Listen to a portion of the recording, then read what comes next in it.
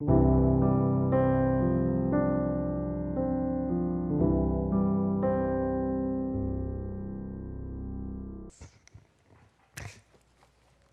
키가 조금 커가지고 제가 올랐으면 제가 불안해서 좀 뺐습니다.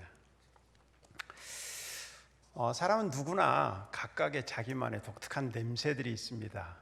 그 사람의 냄새가 있는 거죠. 그래서 그 사람이 이렇게 스치거나 또 그 사람이 오면은 그 사람의 냄새를 알 수 있지요. 무슨 향수를 썼는지, 또 무슨 화장품을 쓰는지, 무슨 샴푸를 쓰는지 금방 알 수 있습니다. 냄새로 알 수 있죠. 그래서 옛날에 기억하시는지 모르겠는데 옛날 여기 계신 분들 젊은 친구들은 적으니까 옛날 분들이 좀 많은 것 같아서 예전에 이런 광고 카피가 있었습니다.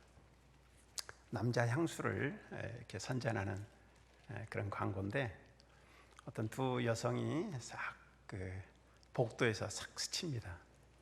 스치고 나서 한 여성이 스친 뒤에 가만히 멈춘 다음에 아주 의미심장한 그런 멘트를 날립니다. 이 여자에게서 내 남자의 향취가 난다. 이 향수를 쓰면, 이 향수를 내 남편에게 갖다 주면 절대로 바람 피지 못합니다. 그 얘기를 말하려고 하는 것 같아요. 제 생각에. 이처럼 이 냄새라는 것이 그 사람의 독특한, 그 사람만의 독특함을 보여주는 거죠. 근데 집에도 마찬가지입니다. 집도 들어가 보면 그 집에 냄새가 있어요. 주인은 몰라요. 근데 방문한 사람은 알 수 있어요. 금방 들어가는 순간 냄새가 납니다. 특별히 그날 아침에 뭐 먹었는지를 금방 알 수 있습니다. 생선을 구웠다든지 고기를 구웠다든지. 만약에 청국장을 끓인 날은 더 심각합니다. 냄새가 금방 납니다. 신방을 가보면 때로 향수를 뿌린다든지 방향제를 뿌려놓는 그런 경험들을 가끔 합니다. 냄새를 감추겠다고 그런 거죠. 사람이든지 집이든지 스쳤을 때 아주 상쾌하고 좋은 냄새가 있는가 하면 역겨운 냄새가 있습니다. 아주 역겨운 냄새 나고 어떤 사람 아주 맡았을 때 좋고 이런 것들이 있죠. 당신에게선 꽃내음이 나네요. 잠자는 나를 깨우고 가네요. 차마 제가 유행가를 여기서 부를 수가 없어서 가사만 말합니다. 저희 교회는 제가 불렀는데 이건 거룩한 교회라서 제가 못 부를 것 같아요. 그래서 안 불렀어요. 어떤 사람은 지나가면 꽃냄새가 나는데 어떤 사람은 역겨운 냄새가 난단 말이죠. 그래서 은은한 향기를 맡기도 하지만 때로는 스치고 나서 방귀 냄새를 맡기도 합니다. 우리를 참 곤욕스럽게 만들죠. 사랑하는 여러분, 전 여러분과 여러분의 가정과 여러분의 교회가 늘 좋은 향취를 내는 그런 놀라운 은혜를 받기를 간절히 소망합니다. 그랬으면 좋겠어요. 오늘 본문은 우리가 3절까지 읽었습니다마는 3절을 읽었습니다마는 원래는 50절까지 끝까지 읽어야 됩니다. 3절만 기록했던 이유는 우리 정 권사님을 아주 도와드리려고 그런 겁니다. 성경 봉독하러 와가지고 너무 길면 힘들어요. 그래서 조금만 읽으세요. 그래서 3절만 읽었지만 실제로는 50절까지 내용입니다. 어느 날 예수님께서 바리새인 시몬의 초대를 받아가지고 그 집에 가게 됩니다. 바리새인 시몬이 예수님을 식사에 초대한 거죠. 그래서 예수님이 제자들을 다 이끌고 그 집에 갔습니다. 아마도 예수님의 제자들만 간 게 아니라 오늘 일어난 사건들을 봤을 때 여러 사람들, 동네 사람들도 같이 갔던 것 같습니다. 같이 그 집에 방문해서 이제 집이 막 북적북적 되는 거죠. 그러니까 그 집이 어떻게 됐겠습니까? 많은 사람들이 꽉 차 있었으니까. 더군다나 예수님과 제자들은 저 먼 길을 쭉 여행하다 왔으니까 그 집에 발냄새, 땀냄새, 온갖 냄새가 진동을 하는 거죠. 일반 사람들이 맡기에 그 냄새가 아주 고약했을 것입니다. 사람들이 야, 이 냄새 이거 빨리 좀 벗어났으면 좋겠다 라고 그렇게 생각했을지도 모릅니다. 근데 바로 그때 아주 놀라운 일이 일어납니다. 그 동네에서 죄인이라고 취급을 당하던 한 여인이 갑자기 예수님에게 나타난 겁니다. 근데 이 여인은 다른 사람들이 그를 죄인이라고 그렇게 막 몰아붙였기 때문에 그래서 그랬는지 자신의 그 처지 때문에 그랬는지 모르겠는데 예수님 앞에 당당하게 나타나지 못하고 본문에 보니까 조용하게 뒤로, 예수님의 뒤로 찾아왔다고 그럽니다. 그러더니 갑자기 이 여인이 예수님의 발 앞에 엎드려서 엉엉 울기 시작하는 겁니다. 눈물을 펑펑 쏟아가면서 막 우는 겁니다.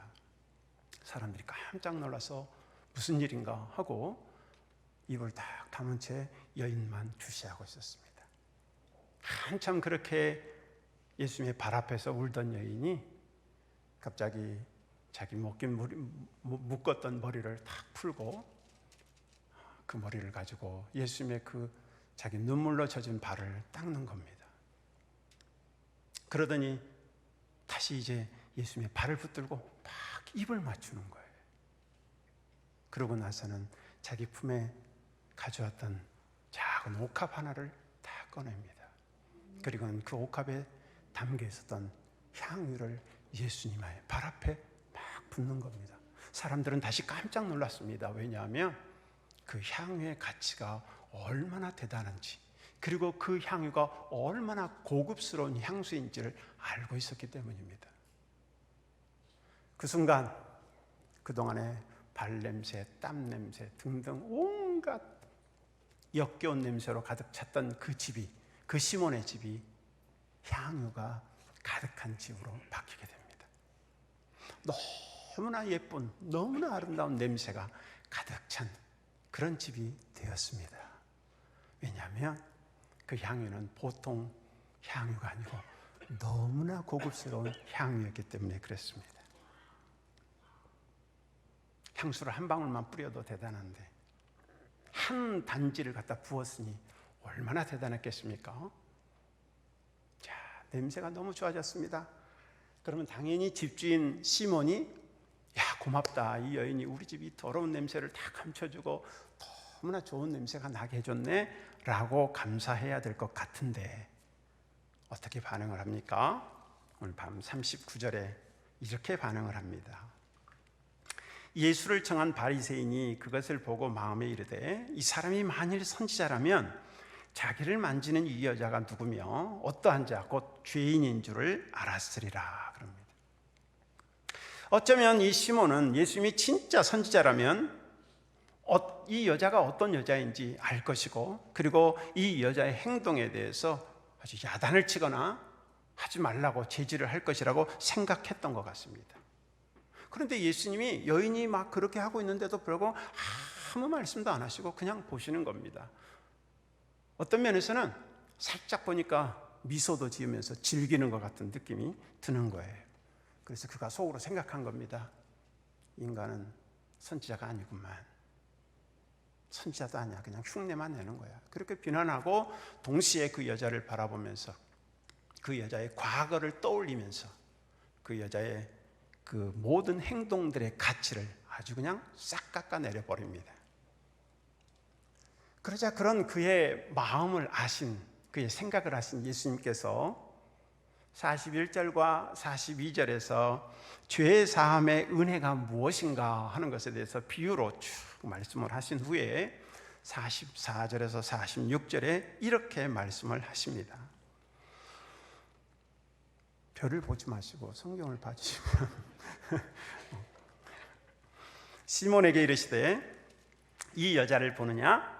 내가 네 집에 들어올 때 너는 내게 발 씻을 물도 주지 아니하였으되 이 여자는 눈물로 내 발을 적시고 그 머리털로 닦았으며 너는 내게 입맞추지 아니하였으되 그는 내가 들어올 때로부터 내 발에 입맞추기를 그치지 아니하였으며 너는 내 머리에 감람유도 붓지 아니하였으되 그는 향유를 내 발에 부었느니라. 당시 유대인의 관습은 손님이 왔을 때 종들을 시켜서 발을 씻겨주는 겁니다. 그리고 환영의 의미로 그를 그를 어긋맞기고 입을 맞추는 겁니다. 당신은 내 친구입니다 라고 표현하는 거죠. 그리고 존경의 의미로 감람유를 뿌려주었습니다. 그 손님에게. 그것이 그 당시의 관습이었습니다. 그런데 오늘 이 말씀을 보니까 이 시몬이라는 사람은 예수님에게 그런 일을 하지 않았던 것 같아요. 예수님이 들어오셨는데 발 씻을 물도 안 주고 또 환영의 의미의 입맞춤도 없었고 그리고 감람유도 뿌려주지 않았던 것 같아요.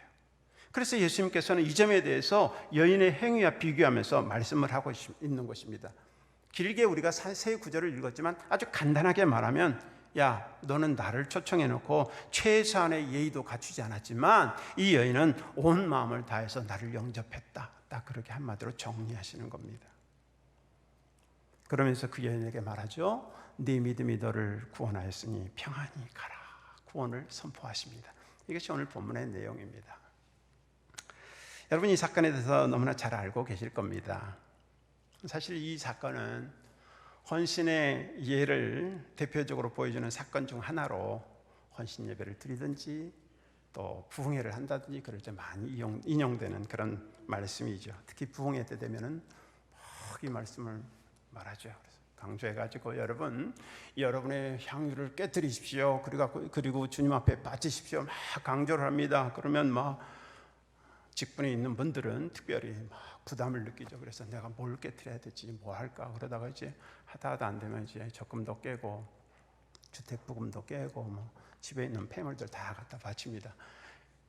하나님 앞에 야 내가 드렸어라고 바치는데 그 다음날 바로 후회하죠. 내가 어제 저녁에 미쳤나 봐. 어제 저녁에 무슨 생각에 내가 그걸 했는지 모르겠어. 막 후회가 막 밀려옵니다. 어쩌면 옛날에 부흥회를 헌신 예배 가셨던 분들 중에서 오늘 본문을 딱 읽는 순간 금방 딱 알아들었을지 몰라요. 드디어 이 말씀이 또 왔구나. 오늘은 내가 절대로 속지 않으리라 결심하고 앉아 계실지도 모르겠어요. 근데 걱정하지 마십시오. 이 말씀은 그런 말씀 아니에요. 오늘 이 말씀을 하려고 하는 것이 아닙니다.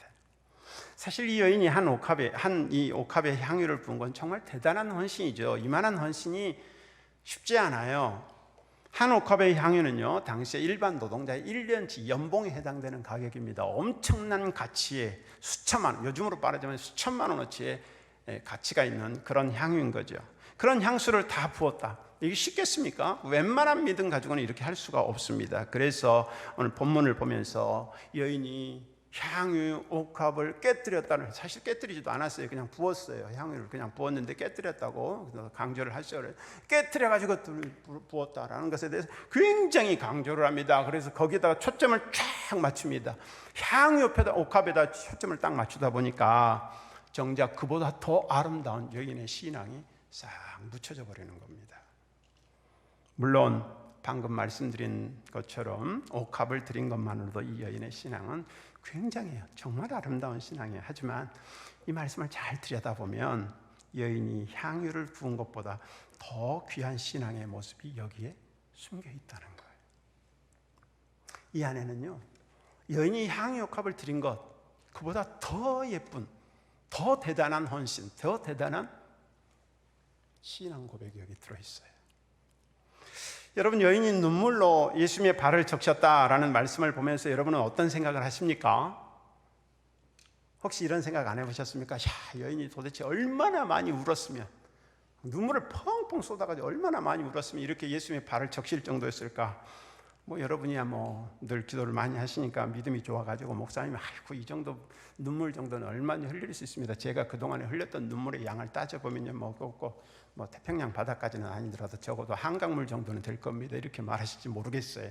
근데 저는 그렇게 기도하면서 많이 안 울어봐서 그런지 몰라도 이 말씀 볼 때 도대체, 이게 제일 의문이었어요. 이 말씀 볼 때 도대체 어떻게 울어야 예수님의 발을 씻을 정도로, 그냥 살짝 한두 방울 떨어뜨려서 적셨다면 이해가 되는데 씻을 정도로, 닦아야 될 정도로 어느 정도나 도대체 흘려야 이 정도일까라는 생각을 했습니다. 그러나 이 말씀은 그런 뜻이 아니에요. 여기서 눈물로 발을 적셨다라는 것은 여인이 눈물병을 쏟아서 발을 적셨다라는 뜻입니다. 당시 이 고대 사람들은 눈물을 그 사람의 생명이 쏟아지는 것으로 이해를 했습니다. 그래서 눈물을 그냥 흘려보내지 않아요. 그래서 눈물을 병을 하나 준비했다가 울 때마다 눈물을 병에다 담았다는 거예요. 여러분 혹시 그 과거에 옛날에 보여줬던 로마 시대 무슨 영화나 이런 것들 보면 막 네로나 이런 사람들 울면서 눈물 막 담는 보셨는지 모르겠어요. 그 장면을 이해가 안 되고 웃겼어요. 지금 뭐 하는 짓이야? 라고 생각을 했는데 그게 그 관례와 연관이 있는 거예요. 시편 56편 8절에도 나의 눈물을 주의 병에 담으소서라는 말씀이 나오는데 같은 의미예요. 이렇게 담은 눈물은 나중에 그 사람이 죽으면 그 사람의 생명의 쏟아짐이라고 봤기 때문에 그 눈물병을 죽었을 때 같이 묻어주었다고 합니다. 예수님의 발을 적신 여인의 눈물이 바로 이 눈물인 거예요. 그동안 자신의 눈물병에 모아놓았던 자신의 생명과 같은 눈물을 가지고 와가지고 그 눈물을 가지고 예수님의 발을 씻은 거예요. 여러분 그 여인이 생명과 같은 눈물병을 가지고 와서 예수님의 발을 씻었다는 것은 무엇을 의미하는 것입니까? 여인이 예수님께 자신의 생명을 쏟아 부었다는 얘기입니다. 다시 말해 자기 생명으로 예수님의 발을 닦았다는 얘기예요. 말씀을 보는 순간 이 생각이 딱 떠올랐어요. 세례 요한이 나는 주님의 신발끈을 풀기에도 감당치 못하겠습니다. 적용을 이렇게 해보고 싶었어요. 이 여인이 눈물병을 쏟으면서 고백하는 거예요. 하나님, 주님, 제 생명으로는 주님의 발도 닦을 수가 없을 정도입니다. 내 생명이라는 것이, 내 생명의 가치라는 것이 그저 주님의 발 잠깐 적실 정도입니다. 라는 고백이 어쩌면 이 눈물병을 쏟는 이 일 속에 담겨 있었을 것이라는 것이에요. 그렇다면 사랑하는 여러분, 향유를 붓는 것이 대단한 겁니까? 눈물로 발을 씻는 것이 대단한 것입니까? 당연히 눈물로 발을 씻은 것이 대단한 것일 것입니다. 따라서 오늘 이 본문에서 진짜 강조되어야 될 것은 어쩌면 향유가 아니라 여인이 눈물병을 쏟아서 예수님의 발을 씻었다는 데 있어야 되지 않을까라고 저는 개인적으로 생각합니다. 자, 그러면 여인은 왜 이렇게 자신의 생명 같은 눈물을 쏟고 값비싼 향유를 주님 발에 부었을까요? 그 이유에 대해서 예수님께서 47절에 이렇게 설명을 해 주십니다. 이러므로 내가 네게 말하노니 이는 그의 많은 죄가 사하여졌도다. 이는 그의 사랑함이 많음이라 사함을 받은 일이 적은 자는 적게 사랑하느니라. 여인이 죄 사함의 은혜를 깨닫고 주님을 많이 사랑했기 때문에 이 일을 할 수 있었다고 주님은 그렇게 평가를 내리십니다. 이 여인이 전에 어떤 죄를 지었고 어떻게 죄 용서함을 받았는지는 모르겠습니다. 이 본문이 다른 데도 있다라고 그렇게 주장하는 학자들도 있고 그렇게 해석하기도 합니다만은 저는 오늘 본문에 있는 그 내용만을 가지고 말씀드리고 싶습니다. 그 여인의 이름이 나오지 않습니다. 단지 그 여인에 대해서 정보를 제공하기를 죄인이다, 죄인 취급받는 여인이다라고 되어 있습니다. 그런데 예수님께서 그 여인이 죄사함을 받고 그 죄사함 받은 은혜가 너무나 많아서 주님을 그렇게 사랑함으로 드렸다라고 말합니다. 그 여인이 어떤 죄를 어떻게 사함받았는지는 모릅니다. 그렇지만 그 여인이 분명히 예수님께로부터 죄를 사함을 받았던 것 같습니다. 그래서 그 은혜가 너무나 감사해요. 그는 주님 앞에 자신의 생명이라 할지라도, 생명의 가치라 할지라도 전혀 아까워하지 않고 기꺼이 바쳤다는 것입니다. 이런 여인이었으니 향유 붓는 것 정도야 뭐 대단한 것이었겠습니까? 우리는 향유가 비싸다는 것에 초점을 맞춰가지고 거기에다 집중하지만 그 여인은 이런 하나님 주님을 향한 은혜에 대한 감격과 감사와 사랑이 있었기 때문에 그것 붓는 것은 아무것도 아니었습니다. 오늘 주님께서 그것을 말씀하시는 것입니다. 그 여인은 너무나 죄사함의 은혜가 감사하여 나를 사랑함으로 내게 이 향유를 부었다. 주님은 그 마음을 하셨어요. 주님의 말씀의 핵심이 무엇입니까? 사랑입니다. 나를 사랑했기 때문이다. 그 여인이 그렇게 할 수 있었던 것, 나를 사랑했기 때문이다 말합니다. 오늘 우리가 헌신 예배를 드리고 있는데 이 두 사람의 모습과 시몬의 집에서 나는 두 가지 냄새가 참된 헌신이 무엇인가를 우리에게 좀 가르쳐 주고 있는 것 같습니다. 두 사람의 행동은 분명 헌신이라고 말할 수 있습니다. 시몬이 예수님을 집으로 초대한 것 분명히 헌신입니다. 이건 쉽지 않아요. 대단한 헌신이에요. 주부들은, 오늘 여전대 헌신 예배니까 주부들은 너무나 잘할 겁니다. 집에 손님을 초대해서 대접한다는 거, 이거 보통 일이 아닙니다. 더군다나 한 명도 아니고 단체로 몰려와요. 더군다나 뜨거운 떼약볕 아래 있는 여름날입니다. 그날에 음식을 준비해서 대접한다는 거 절대로 쉽지 않습니다. 그런데 그 집에 주님과 주님의 제자들을 초대했단 말이에요. 대단한 헌신이에요. 굉장히 주님 앞에 자신의 힘을 쏟은 겁니다. 굉장히 결단하고 드린 거예요. 하지만 그가 보여준 태도들을 보면 그의 동기를 의심하게 됩니다. 그는 예수님을 초대해놓고 아까 보았듯이 예수님께 발 씻을 물도 주지 않았습니다. 입맞추지도 않았습니다. 감람유도 뿌리지 않았습니다. 그가 왜 그랬는지 정확하게 이유는 모릅니다. 나오지 않았기 때문에. 그러나 여기서 한 가지 분명한 것, 우리가 이 말씀 속에서 알 수 있는 것이 뭐냐, 그가 적어도 예수님을 사랑하거나 존경하지는 않았다는 겁니다. 주님은 식사에 초대하고 그 어려운 환경 속에서 예수님을 와서 같이 식사합시다라고 친구처럼 초대하기는 했는데 정작 그의 마음속에는 주님을 향한 사랑은 없었습니다. 주님을 향한 존경의 마음도 없었다는 것입니다. 그리고 그가 속으로 예수님을 비난하고 여인의 과거를 들먹이면서 정죄했다는 것을 볼 때에 그의 마음에는 교만이 가득했다는 것을 미뤄 짐작할 수가 있습니다. 마음이 높았던 거예요. 나는 의롭다, 나는 저보다 낫다, 그런데 내가 저를 대접한다. 그렇게 볼 때 어쩌면 예수님을 초대한 것도 당시 예수님이 사람들에게 인기가 있었기 때문에 자신이 얼마나 영향력 있는 사람인가를 뽐내기 위함이 아니었을까라고 의심을 하게 됩니다. 아무튼 이처럼 사랑 없이 교만으로 행한 그의 헌신은 그것이 아무리 대단한 것이었다 할지라도 결국에는 예수님을 모욕하고 예수님을 멸시하는 결과를 가져오고 말았다는 것입니다. 분명히 예수님을 대접하겠다고, 예수님 우리 집에 오셔서 나와 같이 식사합시다 라고 모셔왔는데, 대단한 헌신을 했는데 식사를 준비하고 그 어려운 상황에서 예수님을 초대했는데 결국은 예수님을 멸시하고 모욕했다는 겁니다. 그리고 예수님은 그의 그러한 헌신을 받지 않으셨습니다.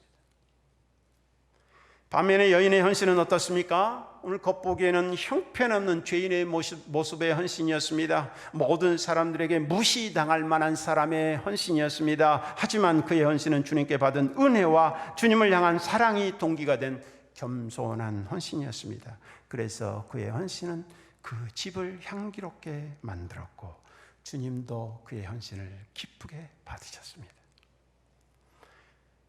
한마디로 결론을 내리자면 시몬의 헌신은 악취를 풍기는 헌신이었고 여인의 헌신은 향기를 풍기는 헌신이었다는 것입니다. 우리는 헌신을 말할 때 그저 겉으로 보이는 것에 초점을 맞출 때가 많습니다. 누가 무엇 했나, 얼마나 많이 헌금했나, 얼마나 많은 시간을 쪼개고 얼마나 많은 봉사를 했나 하는 것에만 관심을 갖습니다. 양으로 헌신의 가치를 따지려고 합니다. 헌신의 척도를 재는 거지요. 그러나 주님은 그 마음과 동기를 중요하게 보신다는 것입니다. 그리고 그 마음과 동기가 아름다우면 그 드리는 양이 어떠하든지 상관없이 아름답다고 평가해 주신다는 사실입니다. 그 좋은 예가 무엇입니까? 가난한 과부의 2 렙돈 헌금에 대한 예수님의 칭찬이 아닐까 싶습니다.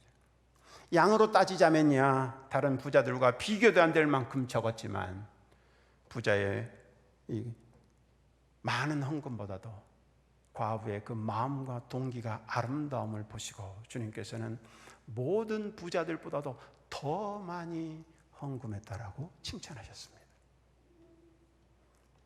사실은 이건요, 성경만이 아니에요. 사회에서도 그렇죠. 어떤 사람은 많은 돈을 사회에 환원하고 자선단체에 기부한다고 했는데 욕먹는 경우가 있고, 어떤 사람은 그저 몇 분 안 되는 쌈짓돈 같은, 그저 한 월급 한 달치 정도밖에 안 되는 그런 돈을 기부했음에도 불구하고 칭찬을 듣는 경우가 있지요. 예를 들어서 대기업 회장들 세금 탈루하고 불법 행위하다 걸리면 사회한원이라는 거창한 명목을 다 걸고 막 수천억 원씩까지 막 갖다 바친다고 기부하겠다고 말합니다만 사람들은 오히려 비웃습니다. 그러나 평생 젊어서 홀로 되어 자식들 먹이고 살리고 그러느라고 떡볶이집하고 라면집하고 폐지 줍고 그렇게 해서 간신히 모으고 모아서 단돈 몇백만 원밖에 되지 않는 그 돈을 우리 어떻게 써달라고 성금을 내는 할머니들의 이야기를 들을 때 우리의 가슴은 감동이 밀려와서 마음에서부터 나오는 박수를 치는 것이죠. 다 무엇입니까? 마음과 동기의 문제라는 것입니다. 헌신 예배를 드리는 여정대원 여러분, 그리고 충신교회 성도 여러분, 참된 헌신이란 무엇일까요? 도대체 참된 헌신, 헌신을 하겠다고 하는데 참된 헌신이란 뭐냐는 것입니다. 오늘 겉으로 드러난 모양새로만 보자면 분명히 시몬이 예수님을 식사에 초대한 것과 여인이 예수님의 발 앞에 향유를 부은 것과 같다고, 그 행동과 같다고 할 수 있습니다. 뭔가를 드리고 어떤 행동을 하는 것이 헌신이라고 말할 수 있습니다. 그러나 그 행위보다 더 중요한 것이 있습니다. 아니, 그 행위를 가치 있게 만드는 것이 있습니다. 그것은 주님을 사랑하는 마음입니다. 하나님의 은혜에 대한, 주님의 구원의 은혜에 대한 감격입니다. 주님께 받은 은혜를 깨닫고 그 은혜에 감사하며 주님을 사랑하는 마음으로 드릴 때 그것이 주님과 사람 앞에 참된 헌신이 된다는 것입니다. 여러분, 앞에도 말씀드렸지만 헌신이 향기가 될 수 있지만 악취가 될 수도 있다는 사실입니다. 받은 은혜에 대한 감사와 사랑이 동기가 된 겸손한 헌신은 아름다운 향기가 되고 그 향기는 주님은 물론이고 주변 사람들까지 향기롭게 만들 것입니다. 그러나 아무리 많은 것을 헌신했어도 만약 그 헌신이 자기 자랑이 되고 교만이 되면 그것은 악취를 풍기게 됩니다. 그리고 그것은 주님과 사람들을 기쁘게 하기보다는 오히려 괴롭히는 것이 되고 만다는 사실입니다. 그러므로 여러분, 오늘 헌신 예배를 드리고 있지만 우리는 무엇을 헌신할 것인가 고민하기 전에 주님을 사랑해야 됩니다. 주님께 뭔가를 드리겠다고 결단하기 전에 주님을 더 사랑해야 됩니다. 일하려고 자리에서 일어나기 전에 주님을 더 뜨겁게 사랑해야 됩니다. 왜냐하면 우리는 일을 앞세우지만 주님은 일보다 주님을 사랑하는 것이 우선이라고 말씀하고 계시기 때문에 그렇습니다. 그러니 여러분, 헌신 예배를 드리는 여러분께 말씀드립니다. 여러분, 주님께 뭔가를 드리려고 너무 힘쓰지 마시기 바랍니다. 안 되는 거 억지로 해보겠다고 마음을 쥐어짜고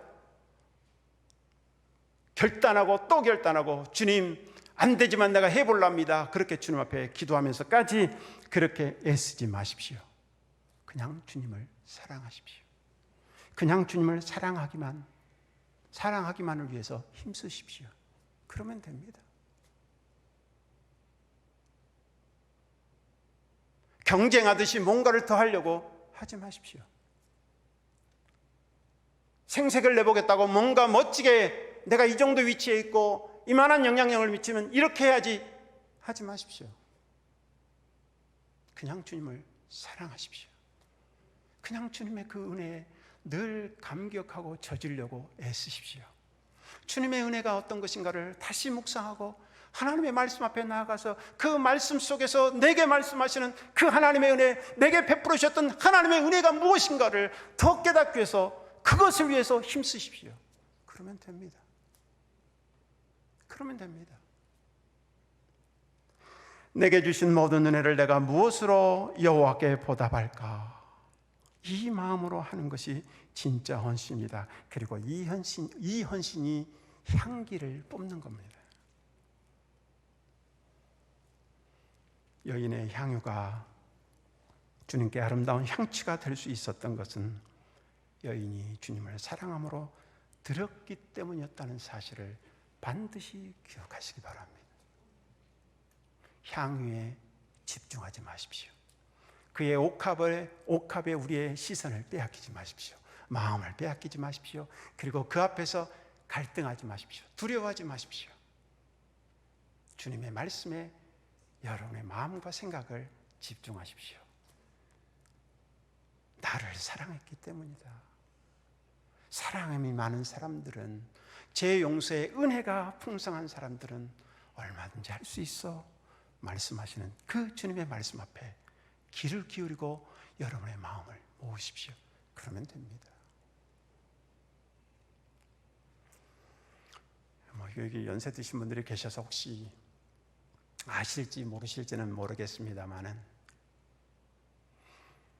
프로야구 팀 중에 키움이라는 팀이 있습니다. 이렇게 서울 이쪽에 본거지로 삼고 하는 키움 히어로즈라는 야구단인데, 거기 아주 유명한 선수가 있죠. 이정우라는 선수가 있습니다. 워낙 야구를 잘해요. 모두가 인정할 만큼. 그래서 키움 팬들하고 다른 팬들이 막 나름대로 이제 막 옥신각진 얘기를 합니다. 니네가 낫다, 우리가 낫다 막 얘기를 해요. 그랬을 때 키움 팬들이 마지막으로 하는 얘기가 있습니다. 우리 팀에 이정우 있다? 조용해집니다. 근데 놀랍게도 성경에요, 이 똑같은 말이 있어요. 어느 날 하나님께서 회의를 주재했습니다. 모든 영적인 존재들을 다 모으고 막 회의를 했어요.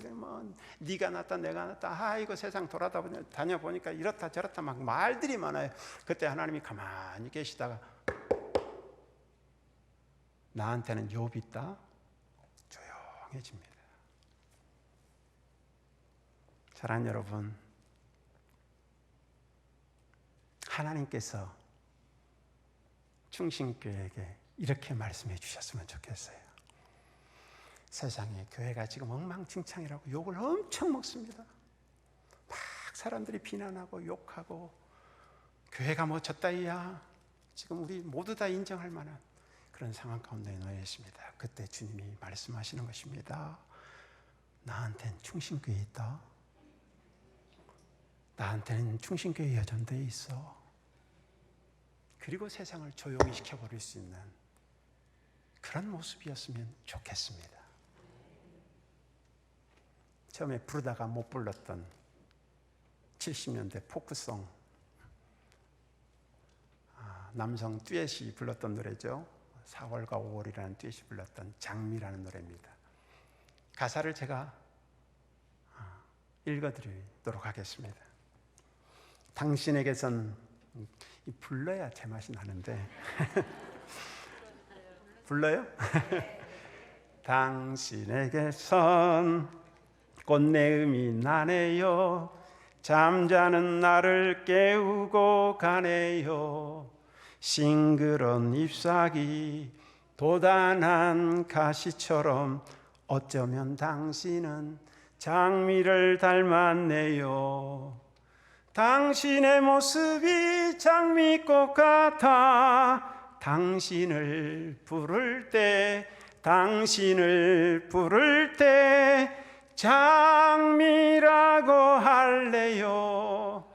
당신에게선 꽃내음이 나네요. 잠 못 이룬 나를 재우고 가네요. 어여쁜 꽃송이 가슴에 꽂으면 동화 속 왕자가 부럽지 않아요. 잘 불렀습니까? 여러분, 이 가사처럼 여러분이 향기를 내뿜는 그런 분들 되시기를 바랍니다. 특히 이 노래에서 제가 마지막 불렀던 맨 마지막 가사, 어여쁜 꽃송이 가슴에 꽂으면 동화 속 왕자가 부럽지 않아요. 이렇게 되었으면 좋겠어요. 무슨 뜻입니까? 당신은 장미입니다. 그런데 당신을 내 가슴에 꽂으면, 당신을 내 마음에, 내 곁에 두면 나는 왕자도 부럽지 않답니다. 너무나 멋진 고백 아닙니까? 사랑하는 여전도 여러분, 그리고 성도 여러분, 여러분 모두 이런 고백을 받으시길 바랍니다. 누구에게요? 남편에게, 아내에게, 자녀들에게, 가정에서, 이웃에게, 그리고 누구보다도 주님에게. 너 나 옆에 있어가지고 내가 세상 부럽지 않다, 아무것도 안 부러워, 너 때문에. 이런 고백을 듣는 우리 충신교회와 여전 대원들, 우리 모두가 되기를 간절히 소망합니다. 기도합니다. 하나님 아버지, 충신교회 여전도회 연합회가 헌신 예배를 드립니다. 이들의 헌신이 주님을 사랑하는 사랑이 동기가 된 헌신이 되게 하셔서 아름다운 향기를 풍기는 여인들 되게 하여 주옵소서. 예수 그리스도 이름으로 기도하옵나이다. 아멘.